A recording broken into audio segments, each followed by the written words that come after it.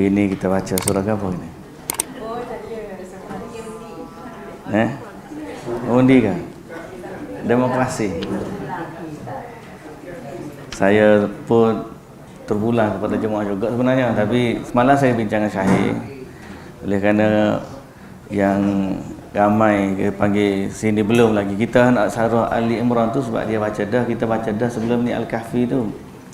Tapi memandangkan mungkin kat sini tak baca lagi dan lebih dekat kepada keperluan yang ada dekat jemaah sini, jadi kita baca surah Al-Kahfi insya-Allah. Al-Kahfi dah.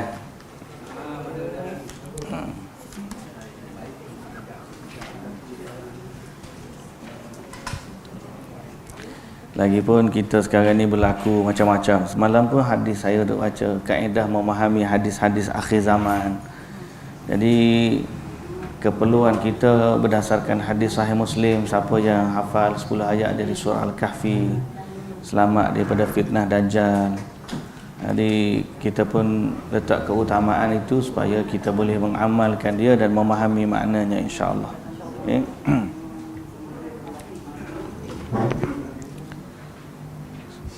Okey, surah Al-Kahfi surah yang ke-18, muka surat 293, ke mushaf 293. Oh, tu mushaf. A'udzu billahi minasy syaithanir rajim.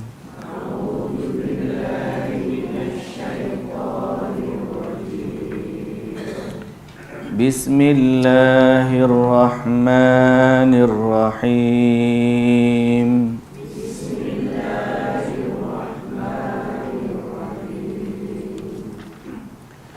Alhamdulillahilladzi anzala ala 'abdihi al-kitaba wa lam yaj'al lahu 'iwaja.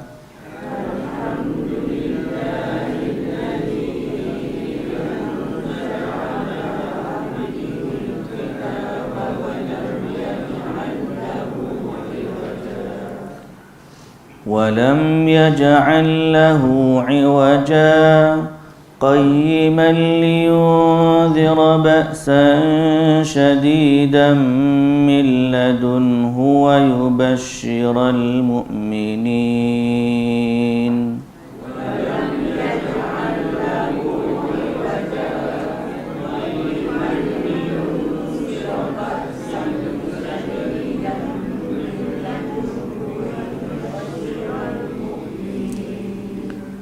ويبشر المؤمنين الذين يعملون الصالحات أن لهم أجرا حسنا.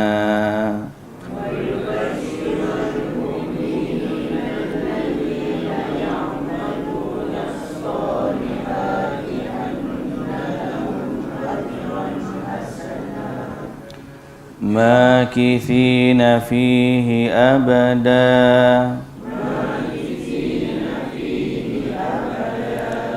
وينذر الذين قالوا اتخذ الله ولدا.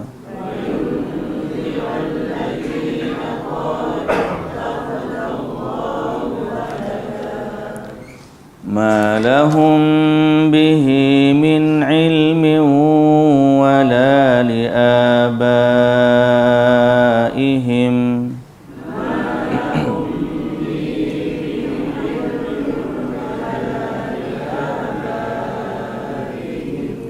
كبرت كلمة تخرج من أفواههم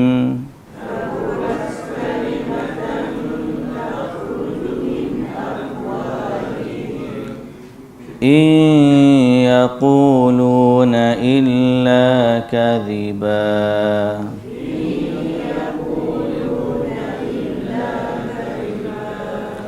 فلعلك باخع نفسك على آثارهم إن لم يؤمنوا بهذا الحديث أسفا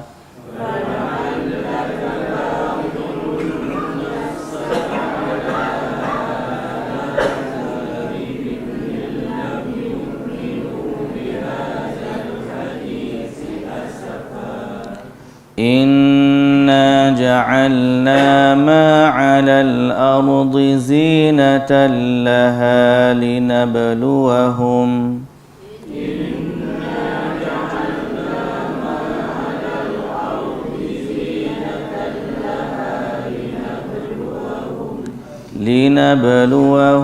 أيهم أحسن عملا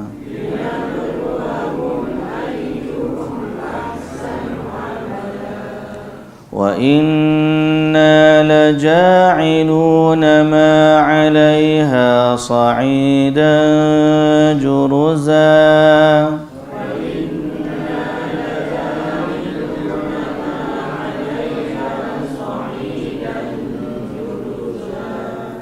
أم حسبت أن أصحاب الكهف والرقيم كانوا من آياتنا عجبا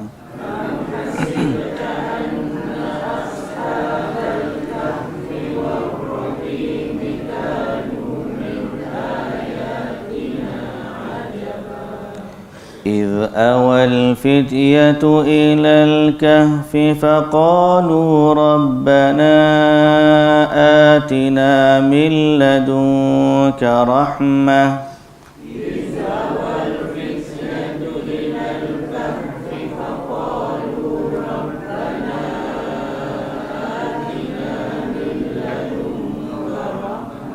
وهيئ لنا من أمرنا رشدا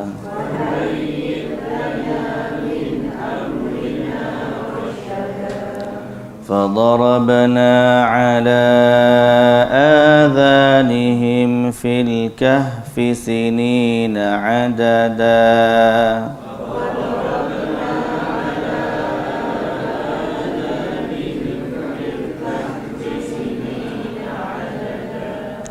ثم بعثناهم لنعلم أي الحزبين أحصى لما لبثوا أمدا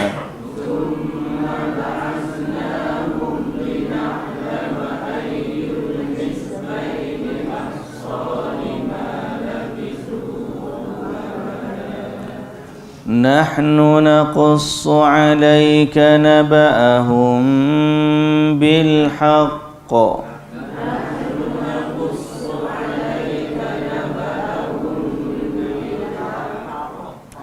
إنهم فتية آمنوا بربهم وزدناهم هدى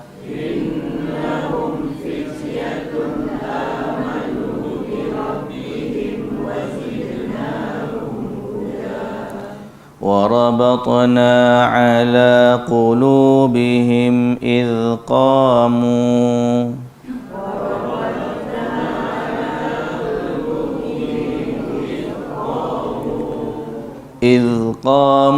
فقالوا ربنا رب السماوات والأرض لن ندعو من دونه إلها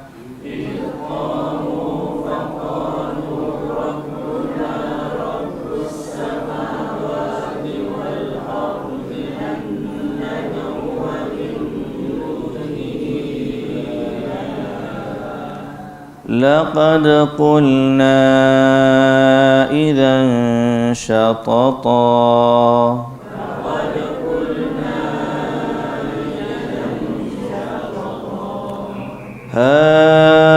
هؤلاء قومنا اتخذوا من دونه آلهة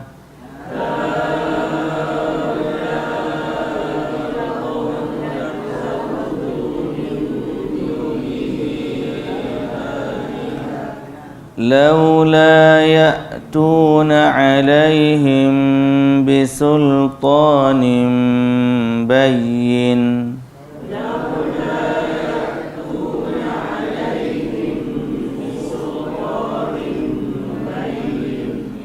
فمن أظلم ممن افترى على الله كذبا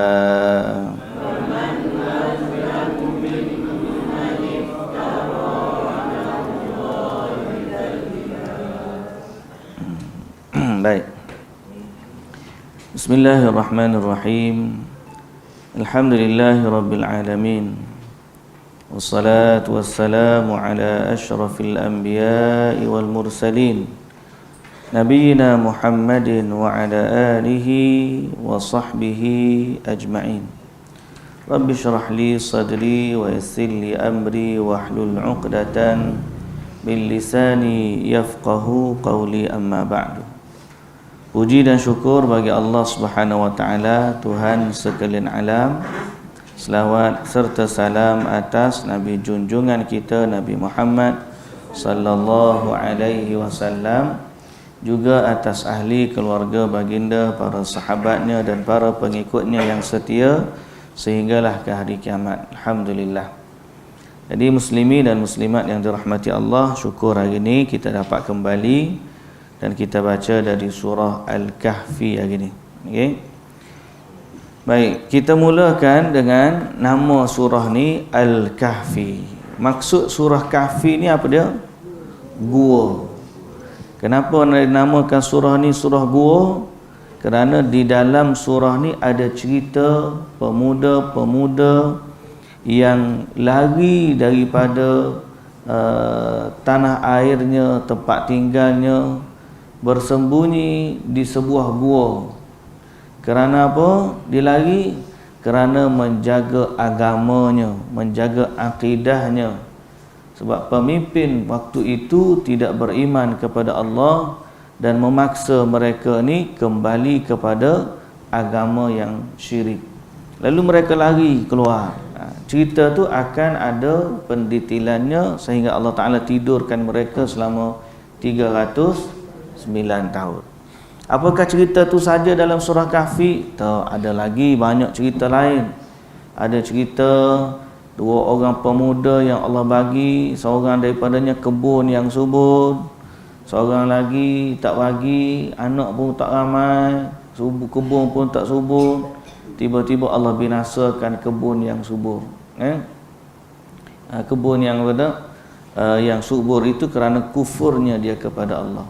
Ada lagi cerita tentang kiamat, ada lagi cerita tentang Nabi Musa, ada lagi cerita tentang Zulkarnain, dan ada lagi cerita tentang akhirnya perumpamaan orang yang beriman dengan orang yang kafir. Jadi inti kepada surah Kahfi ni banyak, tapi dinamakan sempena salah satu kisah yang ada di dalamnya, iaitulah kisah Ashabul Kahfi. Kita panggil Ashabul Kahfi. Adapun Kahfi ni duduk di mana? Wallahu ta'ala a'lam. Kita tak jumpa Kahfi tu kat mana pun tak apa. Yang penting kita tahu kisah dia. Tempat kita pun ada Kahfi juga. Nama dia Batu Caves.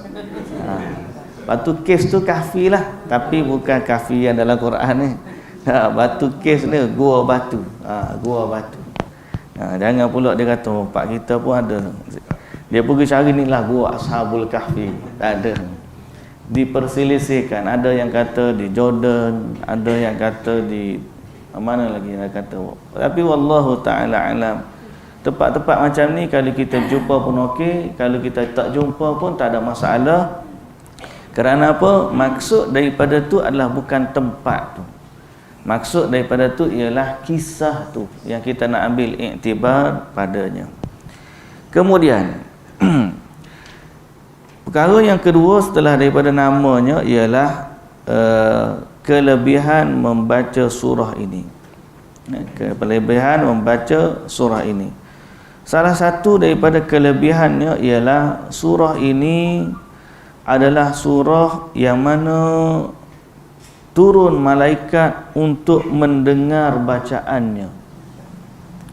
Pernah berlaku seorang sahabat nama dia Usaid bin Khudair.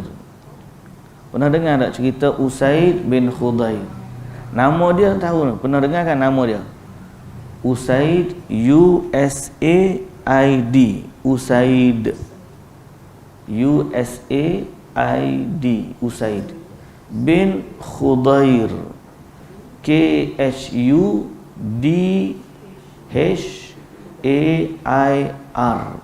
Khudair, Usaid bin Khudair. Siapa dia ni? Dia adalah salah seorang daripada pembesar orang Ansar. Dia dengan Sa'ad ibnu Mu'adz. Sa'ad ibnu Mu'adz ni pembesar Quraisy juga. Dengan Usaid bin Khudair, dua-dua orang ni masuk Islam di tangan Mus'ab bin Umair. Mus'ab bin Umair, seorang pemuda yang Nabi hantar jadi duta Nabi ke Madinah untuk ajar orang Madinah ni Al-Quran. Jadi dia pun pergi berdakwah di sana setelah daripada perjanjian Bai'ah Aqabah yang pertama. Yang ni setahun sebelum hijrah, Mus'ab bin Umair dah pergi dah ke Madinah setahun sebelum hijrah. Dan berlakunya hijrah adalah antara setelah daripada anugerah daripada Allah, kemudian daripada itu adalah jasanya dakwah Mus'ab bin Umair, sehingga ramai orang Madinah masuk Islam. Jadi dia mengislamkan pembesar-pembesar Aus dan Khazraj. Akhirnya mereka ni beriman kepada Nabi SAW dan mereka jemput Nabi datang ke Madinah. Jadi salah seorang daripada pembesar mereka adalah Usaid bin Khudair Al-Ansari. Jadi satu malam setelah dia masuk Islam, dia baca Quran. Dia baca Quran, kemudian dia melihat turunnya seperti awan yang bercahaya. Awan turun dekat waktu dia membaca Al-Quran. Lepas tu ada kuda yang sebelum daripada dia tengok tu, kuda tu duduk bertempik lah kita kata. Lalu dia berhenti sebab dia bimbang ada anak dia yang tidur dekat kandang tersebut. Bila dia berhenti, dia tengok awan tu. Lama-lama awan tu pun naik sehingga hilang. Ya, waktu pagi esok dia pergi jumpa dengan Nabi SAW, sehingga Nabi kata kepada dia, Iqra' fulan fa innahas sakinatu tanzilu indal Qur'an atau tanazzalat lil Qur'an. Bacalah wahai fulan, kerana itulah as-sakinah, ketenangan yang turun ketika dibacakan Al-Quran atau turun untuk Al-Quran. Sehingga dalam riwayat lain, kalau dia baca sampai pagi, nescaya malaikat ada yang boleh melihatnya. Okey, dan yang disebut dalam riwayat Imam Ahmad, surah yang dibaca waktu itu adalah surah Al-Kahfi. Surah yang dia baca itu pertama. Yang kedua, kelebihan dia dari surah Al-Kahfi ni ialah dia menjadi benteng penyelamat dari fitnah Dajjal. Dia menjadi penyelamat dari fitnah Dajjal. Dari Abi Darda radhiyallahu anhu, dari Nabi sallallahu alaihi wasallam, man hafidha 10 ayatin min awwal suratil kahfi usima minad dajjal.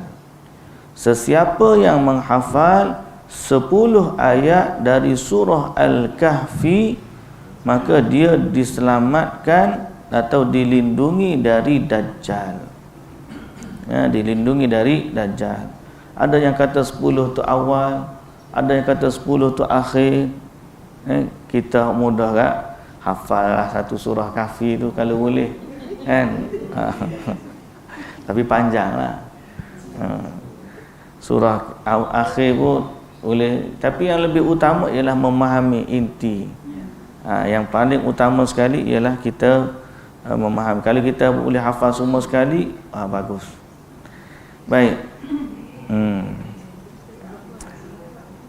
Kemudian yang ketiga, kelebihan dia yang ketiga. Sebab tu saya kata kita baca surah Kahfi, sebab kita berlaku di akhir zaman ni, takut kepada fitnah akhir zaman yang datang. Kalau kita bacalah surah Kahfi, mudah-mudahan dia menjadi pelindung bagi kita daripada fitnah Dajjal. Dajjal ni jangan rasa mudah. Kalau Allah tak lindungi kita, tidak ada yang boleh melindungi kita.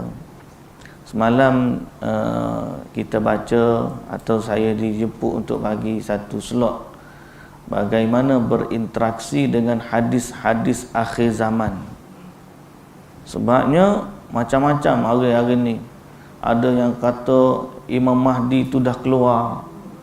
Mana dia keluar? Tu dia tu, Prince Hashim nama dia, anak kepada Raja Jordan. Itulah dia Imam Mahdi, dia katalah. Kita pun tengok, nampak macam tak tahulah, tak logik dia kata. Kemudian ada pula kata Dajjal pun dah keluar. Mana Dajjal? Tu dia kata tu Raja Saudi, putera mahkota Saudi lah ni tu. Kata dahsyat kalau lagu tu. Orang kita ni kadang-kadang dia bawa cerita-cerita takulan tu yang tak benar, dan dia seolah-olah menerima wahyu dari Allah. Jadi jawapan kita pada semalam, yang pertama, nak tunggu tanda-tanda kiamat ni tak ada masalah. Sahabat-sahabat pun duk perhati tengok. Tapi tujuan perhati tu bukan nak tuding jari orang tu orang ni. Tujuannya bukanlah nak suruh kita kata kita lah paling tahu tentang kedatangan kiamat. Tujuan kita perhati itu adalah supaya kita berasa takut kepada kiamat dan lebih takut kepada Allah Subhanahu wa taala. Yang kedua, walaupun Quran ni kata dekat, kita jangan kata dekat tu macam hari ni. Setiap zaman bila orang baca dekat, dia kata itulah berlakunya kiamat. Tapi kita dengan Nabi dah 1400 tahun. Jadi kita jangan kata hari ni dia berlaku sebab dah dekat sangat dah. Kita tak tahu. Kita kata dekat sangat, wallahu ta'ala alam. Boleh jadi dekat tu esok, boleh jadi dekat tu 10 tahun, boleh jadi dekat tu 100 tahun.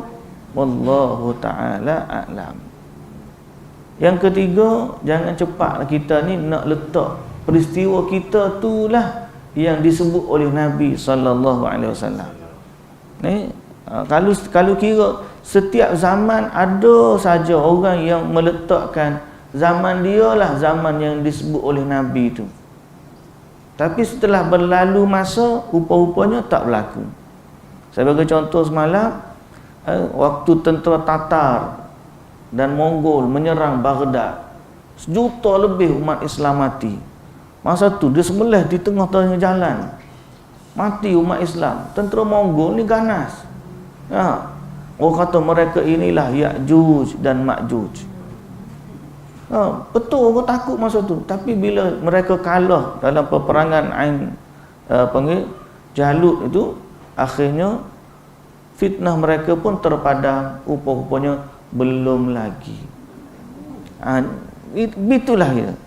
Jadi kalau kita cepat nak sebut, macam orang kata kiamat nak berlaku. Kita dengar zaman saya hidup lah, zaman sebelum daripada ni banyak lagi lah hak mengaku Imam Mahdi, ramai mana dah mati dah orang mengaku tu. Tak berlaku juga kiamat. Hak mengaku banyak orang dah mengaku jadi Mahdi. Hak mengaku nak hari kiamat 2012 akan berlaku kiamat. Hak sepanjang saya hidup ni dah banyak dah prediction. Daripada tahun 98 berlaku tu yang pembunuhan gas di Jepun. Nama apa? Gas sarin. Di Jepun. Pasal apa? Kultus tu meramalkan akan berlakunya kiamat. Tak berlaku juga. Matinya gas sarin tu yang mati dekat train dia tu.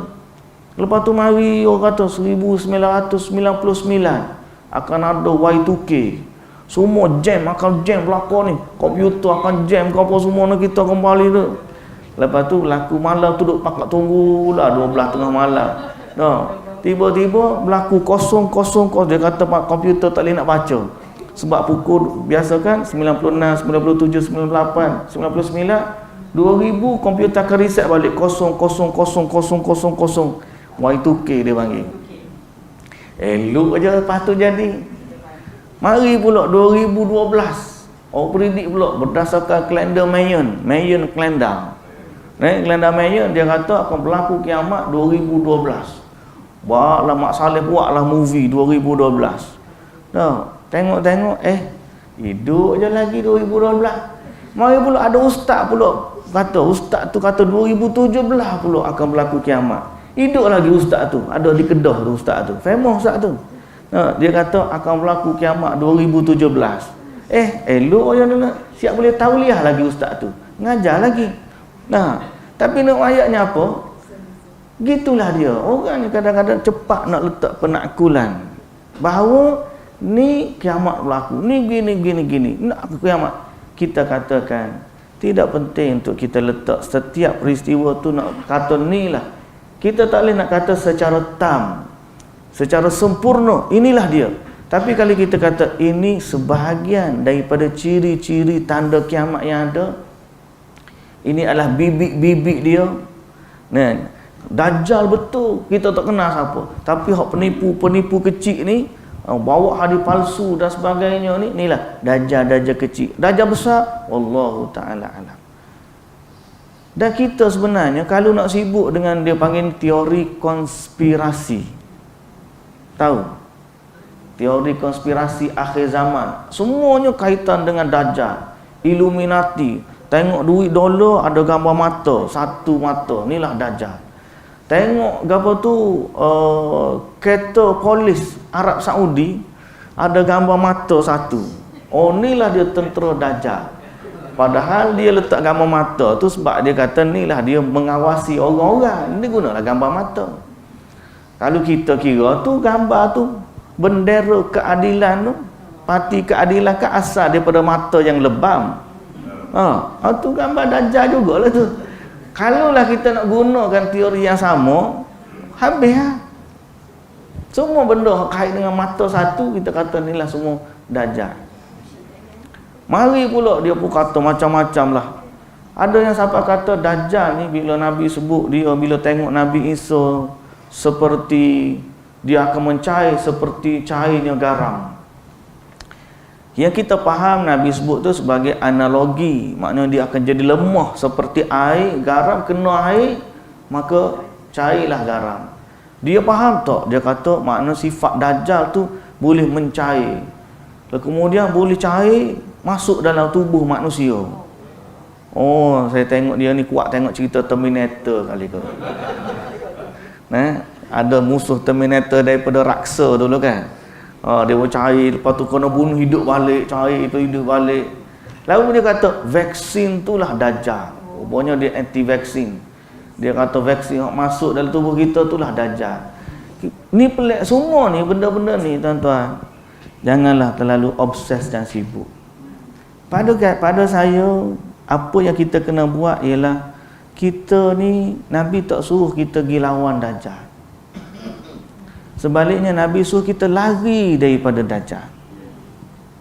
Dan Nabi suruh kita baca surah Kahfi, berlindung daripada fitnah dajjal. Nabi suruh kita berdoa dengan Allah agar selamat daripada fitnah dajjal. Dan kalau kita obses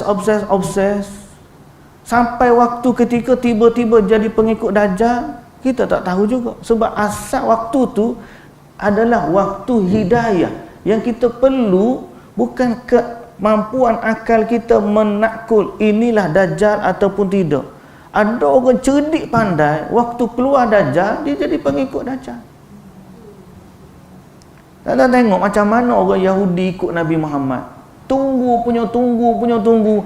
Kenal sifat dia seperti dia kenalnya Nabi, anak mereka sendiri. Allah Ta'ala sebut.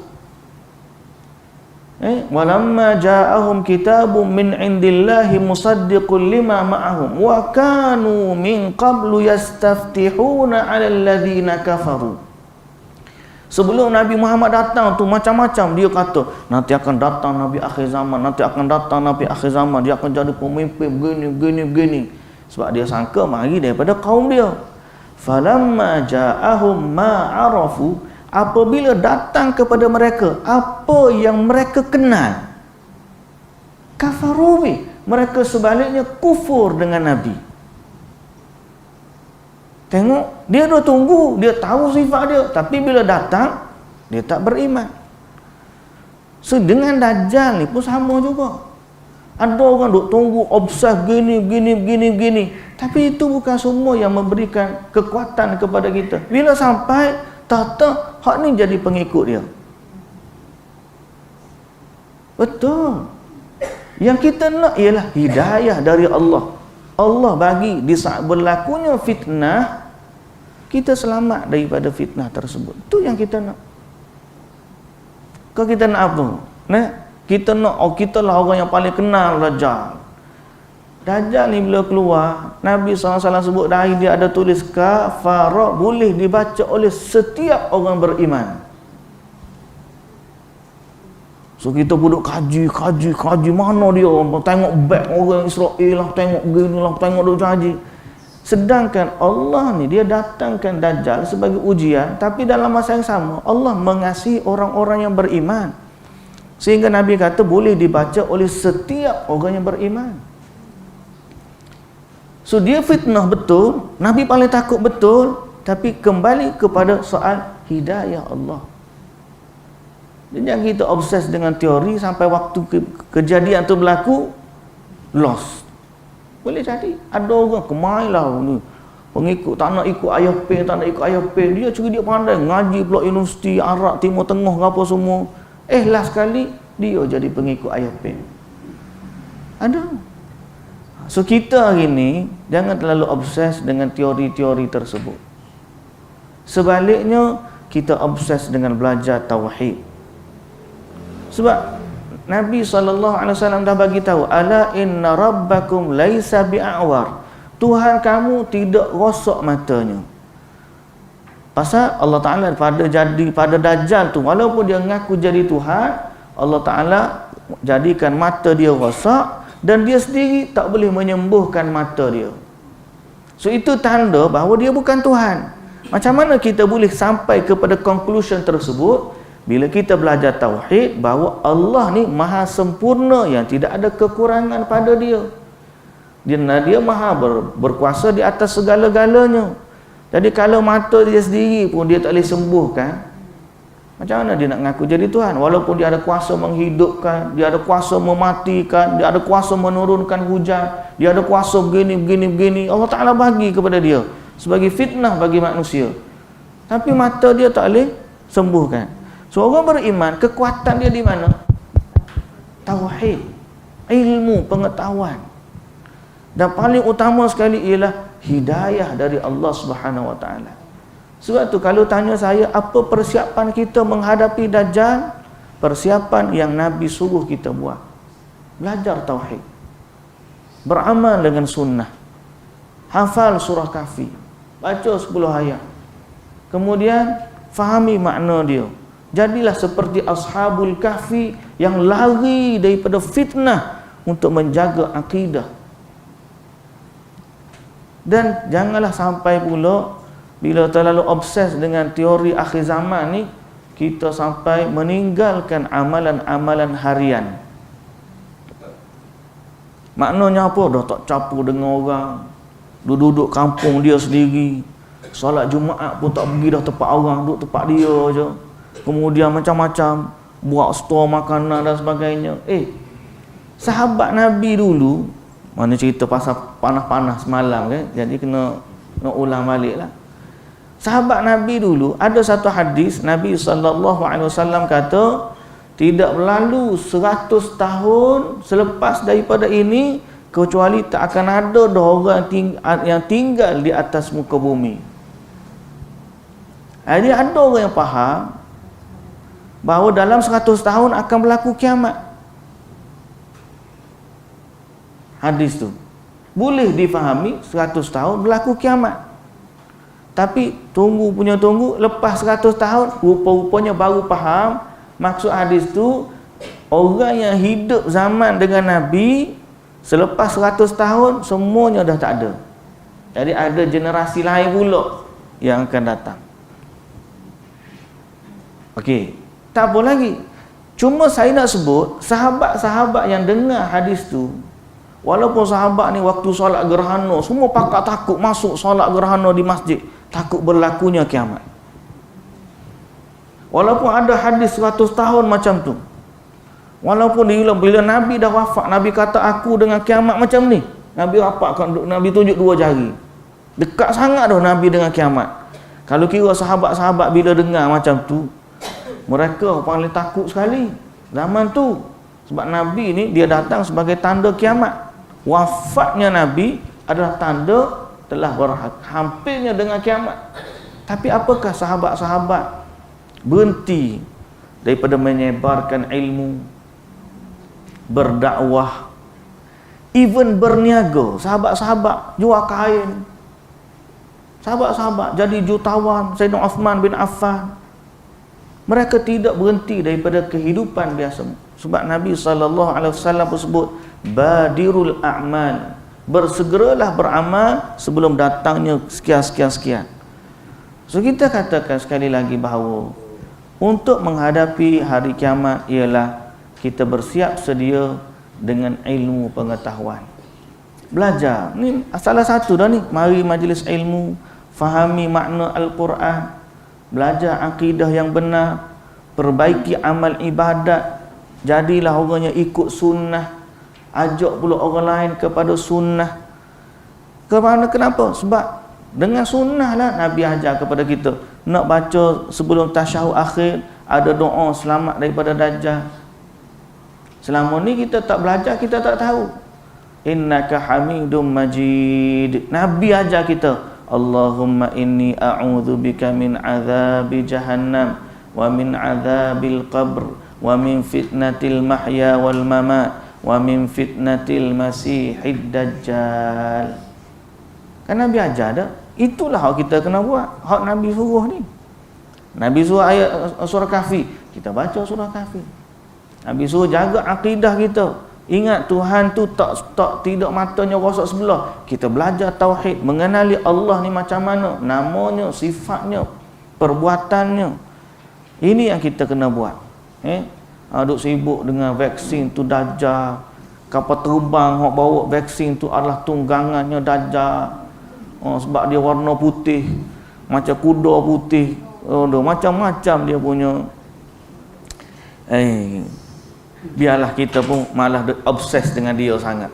Baik, kita kembali kepada surah Kahfi. Jadi salah satu yang kita nak sebut tadi, kelebihan surah Kahfi ialah menyelamatkan orang yang membacanya daripada fitnah dajjal. Baik, kelebihan yang ketiga. Kelebihan dia yang ketiga. Di dalam satu hadis yang diriwayatkan oleh Imam Al-Hakim, Nabi SAW bersabda, "Man qara'a suratal kahfi fi yaumil jumu'ati adha'a lahu minan nuri ma bainahu wa bainal jumu'atain." Ada satu hadis riwayat Imam Al-Hakim, ada yang khilaf, sebahagiannya kata dhaif, ramai juga yang kata dhaif. Ada juga kata dia ni boleh diamalkan, hasan, seperti mana yang disebut oleh Imam Al-Hakim. Dia kata siapa yang baca surah Kahfi pada hari Jumaat, diberikan baginya cahaya antara 2 Jumaat. Diberikan baginya cahaya antara 2 Jumaat. Dan dalam riwayat Imam Al-Baihaqi disebut lagi cahaya itu, man qara'a suratal kahfi kama nazalat kanat lahu nuran yaumal qiyamah. Siapa yang baca surah Kahfi akan diberikan cahaya baginya pada hari kiamat. Jadi surah Kahfi ini kalau kita faham berdasarkan hadis ini, dia merupakan cahaya yang Allah Ta'ala berikan kepada pembacanya. Baik, muslimin dan muslimat yang dirahmati Allah. Itu baru yang kedua setelah nama kelebihan dia. Kita pergi pula kepada ayat yang pertama, iaitulah alhamdulillahilladzi anzala ala abdihil kitaba wa lam yaj'al lahu iwaja. Ayat alhamdulillah ni, muslimin dan muslimat yang dirahmati Allah, apa maksud alhamdulillah? Sama dengan alhamdulillahi rabbil alamin, kan? Sama dengan alhamdulillahi rabbil alamin. Okey. Berkaitan dengan alhamdu, alhamdu ni adalah puji dan syukur. Puji dan syukur. Kenapa Allah sebut alhamdu ni? Sebab apa kita kena bersyukur kepada Allah? Dalam Quran ni banyak kalimah alhamdu. Dalam Quran ada 27. Ada 27 kali Allah sebut kalimah alhamdu dalam Quran. Alhamdulillah sebagai contoh, nombor 1 sekali alhamdulillahi rabbil alamin. Betul. Yang kedua, surah Al-An'am pun ada alhamdulillahilladzi khalaqas samawati wal ard. Okey. Kemudian Allah Ta'ala kata alhamdulillah wa qulil hamdulillahilladzi lam yattakhidh walada. Dan Allah Ta'ala sebut dalam surah Kahfi alhamdulillahilladzi anzala ala abdihil kitab. Dan banyaklah, saya mana sebut yang banyak-banyak lain tu, tapi nak sebutnya antara sebab kita mengatakan alhamdulillah ialah kita bersyukur kepada Allah. Dan biasanya kesyukuran kepada Allah ni akan disebut nikmat yang ada setelahnya atau selepas daripada kalimah itu. Sebagai contoh, alhamdulillahi rabbil alamin. Kita puji Allah sebab apa? Sebab Allah lah Tuhan sekalian alam. Maka dia layak dipuji sebab dia mengatur segala-galanya. Surah Al-An'am, alhamdulillahilladzi khalaqas samawati wal ard. Puji Allah sebab dia menciptakan langit dan bumi. Jadi kita boleh duduk di bumi ini sebab Allah cipta dia. Terima kasih ya Allah. Surah Al-Kahfi, alhamdulillahilladzi anzala ala abdil kitab. Salah satu daripada nikmat yang kita syukuri yang Allah Ta'ala sebut dalam Quran ialah nikmat penurunan Al-Quran. Di Quran ni sebenarnya nikmat anugerah yang besar. Okey. Sebagaimana Nabi SAW juga adalah utusan Allah kepada kita yang kita syukuri kedatangannya. Baik, muslimin dan muslimat yang dirahmati Allah, maka dalam ayat ni alhamdulillahilladzi anzala ala abdihil kitab, yang telah menurunkan bagi kita Al-Quran. Walam yaj'al lahu iwaja, dan dia tidak menjadikan bagi Al-Quran itu iwaja. Apa maksud iwaja? Sesuatu yang bengkok ataupun terpesong. Jadi di awal surah Kahfi Allah Ta'ala telah mengingatkan kita kepada Al-Quran, sehingga inilah maksud Nabi SAW juga kata, aku tinggalkan kamu dua perkara. Kamu berpegang dengan keduanya tak akan sesat buat selama-lamanya. Apa dia? Al-Quran dan juga sunnah. Sehingga kita juga faham bahawa di zaman fitnah nanti, yang paling menyelamatkan hamba-hamba Allah adalah Al-Quran. Siapa yang duduk berdamping dengan Quran, baca Quran, fahami Al-Quran, beramal dengan Quran, insya-Allah dia selamat daripada fitnah. Fitnah Dajjal, ya. Fitnah akhir zaman seluruhnya, ya. Dan fitnah kesesatan pun, ya. Kerana Al-Quran adalah memberi petunjuk kepada orang-orang yang bertakwa, hudan lil muttaqin. Jadi siapa yang nak selamat daripada fitnah akhir zaman, sibukkanlah diri dengan Al-Quran.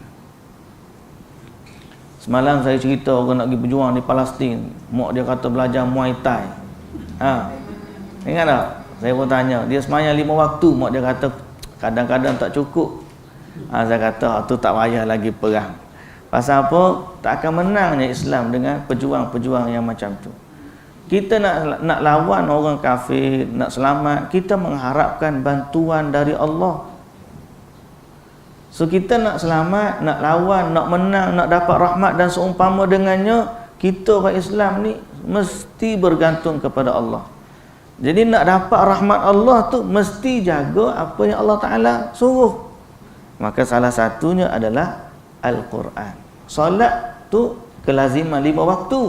Yang kedua kata kita selamat daripada segala fitnah dengan Quran. Berdasarkan hadis Nabi itu, aku tinggalkan kamu 2 perkara, kamu tak akan sesat selama kamu berpegang dengan keduanya, ialah Al-Quran, Kitabullah dan Sunnah Rasulnya. So inilah kita yang kita ikhtiarkan. Siapa yang nak selamat daripada fitnah, dia kena melazimi Al-Quran. Dan saya juga nak harapkan semua kita ni menjadi duta-duta Al-Quran, walaupun satu ayat. Sebab Nabi bagi tahu kat kita, balighu anni walau ayah, sampaikanlah dariku walaupun satu ayat.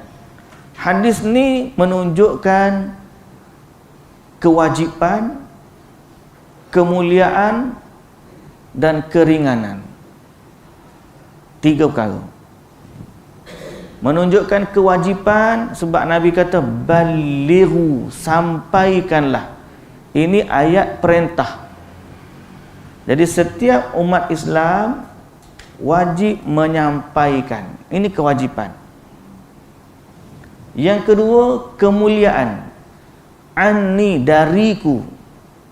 Orang yang menyampaikan Al-Quran, menjadi duta Al-Quran, sebenarnya mereka mewarisi mesej daripada Nabi sallallahu alaihi wasallam. Jadi ini kemuliaan. Kalau kita ucapan kita Nabi kata, Quran kata, ini satu bentuk kemuliaan. Daripada kita duk dakwah cerita ustaz tu kata, tok guru saya kata, tok syekh ni kata, tok wali ni kata. Berbanding seorang lagi kata, Socrates kata, Plato kata, Shakespeare kata. Betul tak? Nelson Mandela kata. Quote kata-kata politician A, politician B. Hidup dia, perkataan dia ni politik ya siang malam. Kita kata paling mulia ialah orang yang cakap dia Allah kata, Allah berfirman, Allah berfirman. Jadi ini satu kemuliaan. Ada padanya kewajipan, ada padanya kemuliaan. Yang ketiga apa saya sebut? Keringanan. Sebab Nabi kata walau ayat, walaupun satu ayat. Bererti kita nak jadi duta Quran ni tak perlu siapa jadi ulama hebat dah. Boleh jadi hari ni kita balik belajar, aku belajar hari ni ustaz tu ajar ayat surah Al-Kahfi ni supaya buka-buka dia tu kita kena dekat dengan Quran. Sebab Allah Ta'ala kata alhamdulillahillazi anzala ala abdihil kitab walam yaj'al lahu iwaja. Kitab tu Quran. Quran ni nikmat yang besar. Jadi kita kena baca Quran. Itu sudah cukup kerana Nabi bagi tahu keringanan, balighu anni walau ayat. Maknanya kalau dia hanya tahu satu ayat, dia dah boleh sampaikan kepada orang lain. Cuma jangan tokok tambah dengan benda-benda hak dia tak pasti. Kalau dia tokok tambah, itu bahaya. Tapi kalau dia kata Allah kata ayat macam ni, sampaikan, alhamdulillah. Kalau tak faham juga, tak boleh kata begitu juga, jadilah penyebar melalui WhatsApp. Mana-mana kuliah ni kita ada link sebar. Semalam saya jumpa dengan siapa? Saya lupa dah. Dia cerita salah seorang jemaah kita, Haji Basri. Haji Basri rahimahullah.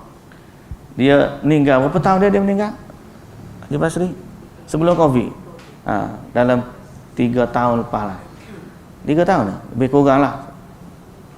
Tapi dia punya grup yang dia sebar. Pagi-pagi dulu dia follow saya ke tafsir ni lama dah. Dia buat grup tu. Ada 200 lebih orang dekat grup dia tu. Dia yang buat grup tu. Setiap pagi masa saya kuliah, dia kerja dia duk sebar linknya. Dia dah meninggal 3 tahun, grup tu masih ada lagi. Lepas dia meninggal, ada orang lain sambung pula. Pagi-pagi dia tolong share link. Cuba bayang, setiap hari ni kita duduk kuliah, ada orang-orang yang dengar kuliah disebabkan grup hak dia asaskan. Dapat pahala tak? Inilah dakwah. Kita ni kalau balik kuliah mana, ada family kita grup. Kita ada grup family WhatsApp. Mak tak pandai nak ajar, tapi inilah kuliah mak pagi-pagi lah ni, bubuh dalam grup family. Anak-anak kita pun dengar. Dapat dah pahala. Ataupun kita ada grup hak kampung kita ni buat. Lepas takdir Allah kita tak ada. Ada orang pula sambung kita punya tu. Dapat lagi pahala. Dakwah zaman ni dia jadi mudah, tapi atas kita je nak buat ke tidak. Ni kalau kita boleh jadi penyampai duta-duta Al-Quran, majlis-majlis Al-Quran, ayat-ayat Quran, kita post, kita share. Tak payah grup, tak payah grup banyak. Kalau grup family pun tak apa dah. Setiap hari kita post dalam grup family. Takdir Allah benda tu adalah seorang dua dia dekat. Kita pun meninggal. Lepas tu dia sambung lagi duk share. Dia ingat dulu mak dia duk share semua ni. Dia pun share. Dapat pahala siapa kedalan. Inilah dia dakwah. Jadi ada keringanan, ada kemuliaan, bersamanya ada kewajipan. Nabi kata balighu anni walau ayah. Jadi berdamping dengan Quran ni satu kemuliaan. Ini sebab itulah kita kata alhamdulillahillazi anzala ala abdihil kitab. Terima kasih ya Allah yang telah menurunkan kepada hamba-Nya Alkitab. Sebab dengan dia kita dapat hidayah. Dengan dia kita dapat pahala banyak. Dengan dia kita dapat tahu hukum halal dan haram. Dengan dia kita tahu cerita-cerita umat terdahulu. Dengan dia kita tahu cerita-cerita akhir zaman. Dengan dia kita tahu syurga macam mana, neraka macam mana. Alhamdulillah ya Allah, kerana Allah telah menurunkan Al-Quran dan dia adalah kalam daripada kalam Allah Subhanahu wa taala. Nikmat, anugerah yang Allah Taala bagi.